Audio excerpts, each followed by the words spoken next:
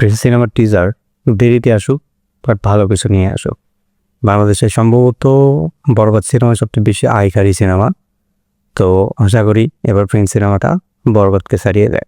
Last কয়েক বছরে শাকিব খানের সিনেমা যে পরিমাণ ইমপ্রুভ হয়েছে, যত ভালো ভালো কাজ আমাদের দিয়ে যাচ্ছে, প্রিয়তমার পর, তুফান, তাণ্ডব, বরবাদ, শাকিব খানের প্রিন্স সিনেমার মোশন পোস্টার দেওয়ার পর প্রিন্স টিম হারাই গেছে বলা যায়। এখন পর্যন্ত কোনো প্রমোশনাল কোনো ভিডিও, টিজার কোনো কিছু আমরা দেখতে পাচ্ছি না। আমি পার্সোনালি মনে করছিলাম যে এই যে মার্চের 1 তারিখে হয়তো বা শাকিব খানের প্রিন্স সিনেমার কোনো কিছু আসবে, তো ভাবছিলাম টিজার হয়তো আসবে, হয়তো শুটিং এবার পুরোপুরি শেষ হয়েছে কিনা আমি জানি না। অনেকে বলতেছে শেষ, আবার অনেকে বলতেছে কয়েকটা দিন বাকি আছে, তো এই জন্য হয়তো দিতে পারে না। তো আশা করি খুব শীঘ্রই এই সপ্তাহের মধ্যেই আমরা দেখতে পাবো প্রিন্স সিনেমার টিজার। আমরা সবাই আসলে অপেক্ষা করে আছি প্রিন্স সিনেমার টিজার কবে আসবে, কেমন ধামাকাদার হবে, এটা নিয়ে সবাই আসলে অপেক্ষা করছে। তো আমার কথা, প্রিন্স সিনেমার টিজার দেরিতে আসুক, বাট ভালো কিছু নিয়ে আসুক।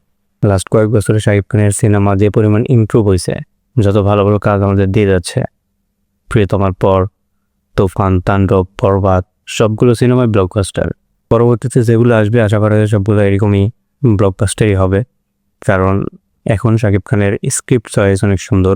প্লাস আগের যুগের ডিরেক্টরগুলো চেঞ্জ হওয়ার পর থেকে মূলত এই যে শাকিব খানের সিনেমার উন্নতি, এটা আসলে খুব একটা ভালো দিক। তো দেখা যাক কি হয় এবার প্রিন্স সিনেমা। আশা করি অনেক ভালো হবে, বরবাদকে ছাড়িয়ে দেবে। বাংলাদেশে সম্ভবত বরবাদ সিনেমা সবচেয়ে বেশি আয়কারী সিনেমা।